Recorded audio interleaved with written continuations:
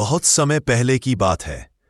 तीनों लोकों में दैत्यराज हिरण्यकश्यपु का बड़ा आतंक फैला हुआ था। वो बड़ा बलवान, घमंडी और अत्याचारी राजा था। उसके भीतर अहंकार इस कदर भर गया था कि वो खुद को भगवान मान बैठा था। वो चाहता था कि पूरे संसार में सिर्फ उसकी ही पूजा हो, कोई भी भगवान विष्णु का नाम तक न ले। अब हुआ यूं कि हिरण्यकश्यपु का एक बेटा हुआ, प्रहलाद। यह बच्चा देखने में तो दैत्य कुल का था, पर उसका मन भगवान विष्णु की भक्ति में डूबा रहता था। छोटी उम्र से ही वो नारायण नारायण का नाम जपता था, ध्यान लगाता था और सबको भगवान की भक्ति का संदेश देता था। हिरण्यकश्यपु को जब ये बात पता चली कि उसका बेटा खुद उसे भगवान मानने की बजाय विष्णु की पूजा कर रहा है, तो उसका गुस्सा 7वें आसमान पर पहुंच गया। उसने सोचा, मेरा अपना बेटा मेरा आदेश नहीं मानता, इसे तो सबक सिखाना ही पड़ेगा। वो बार बार प्रहलाद को समझाता, धमकाता, पर प्रहलाद अपनी भक्ति से जरा भी नहीं डिगा। वो साफ कह देता था, पिताजी, आप चाहे जितना कह ले, मेरे लिए तो भगवान विष्णु ही सबसे बड़े हैं। वही सच्चे स्वामी है, वही सृष्टि के पालन करता है। हिरण्यकश्यपु को ये बात बर्दाश्त में ही हुई। उसने अपने सैनिकों को आदेश दिया, इसे मार डालो। प्रहलाद को मारने के अनेक प्रयास।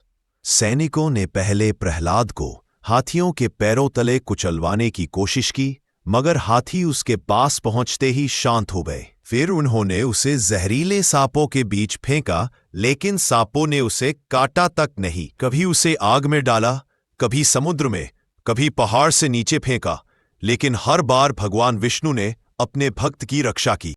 अब हिरण्यकश्यपु की बहन होलिका आगे आई। उसके पास वरदान था कि आग उसे जला नहीं सकती। उसने कहा, भाई, मैं इस बच्चे को गोद में लेकर अग्नि में बैठती हूं, ये जल जाएगा। दोनों ने यज्ञ की अग्नि जलाई। होलिका प्रहलाद को गोद में लेकर बैठ गई, लेकिन जैसे ही आग धधकी, होलिका खुद जलकर भस्म हो गई और प्रहलाद पूरी तरह सुरक्षित बाहर निकल आया। यही घटना बाद में होली पर्व के रूप में प्रसिद्ध हुई। उस वाह हिरण्यकश्यपु का अहंकार और वरदान। अब हिरण्यकश्यपु का अहंकार और बढ़ गया। दरअसल उसने पहले ही ब्रह्मा जी से एक वरदान ले रखा था।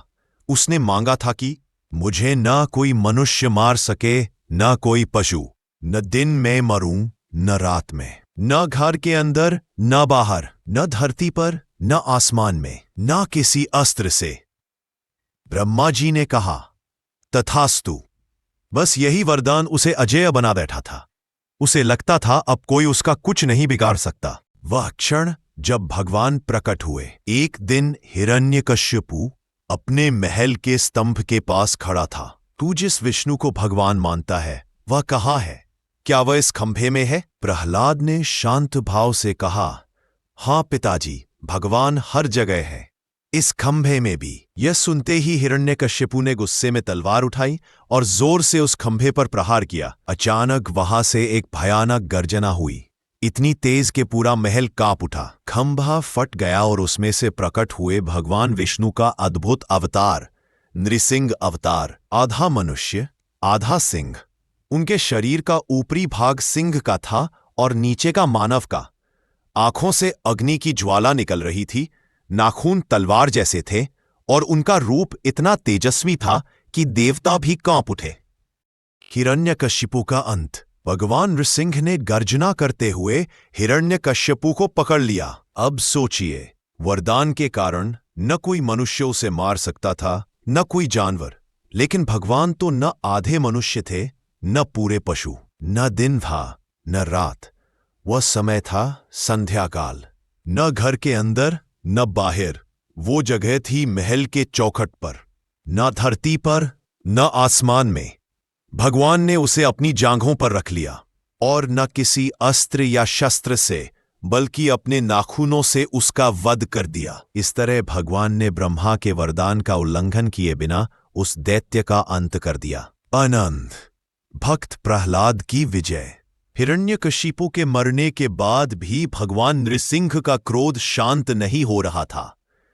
उनकी गर्जना से पूरी धरती कांप रही थी। देवता, ब्रह्मा, इंद्र सभी उन्हें शांत करने आए, लेकिन कोई सफल नहीं हुआ। तब भक्त प्रहलाद आगे बढ़े। उन्होंने भगवान के चरणों में झुककर कहा, प्रभु, आप मेरे पिता को क्षमा करें, वे अज्ञानवश ऐसा कर बैठे। आपकी कृपा से मैं सदा आपकी भक्ति में रहूं। प्रहलाद की मासूम भक्ति देखकर भगवान नृसिंह का हृदय पिघल गया। उन्होंने प्रहलाद को गले लगाया, आशीर्वाद दिया और कहा, वत्स, तू सदा धर्म के मार्ग पर चलना। तेरा नाम सदा भक्ति का प्रतीक रहेगा। अजय नृसिंह अवतार का महत्व। भगवान नृसिंह का यह अवतार सिर्फ एक दैत्य के वध के लिए नहीं था, बल्कि यह संदेश देने के लिए था कि सच्चे भक्त की रक्षा स्वयं भगवान करते हैं।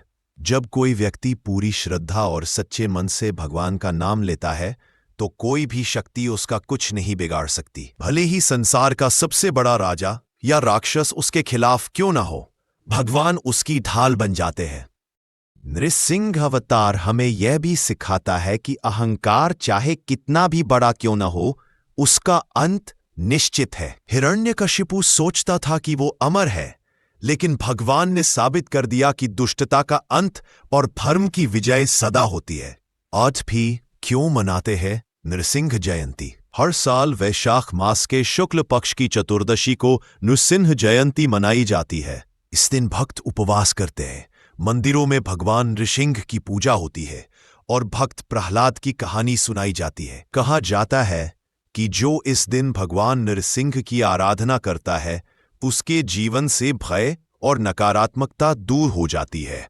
क्योंकि भगवान नृसिंह भय का नाश करने वाले हैं, इसीलिए उन्हें उग्र रूप और संरक्षक दोनों रूपों में पूजा जाता है। निष्कर्ष, नृसिंह भगवान की यह कथा हमें यही सिखाती है कि सच्ची आस्था सबसे बड़ी ताकत होती है।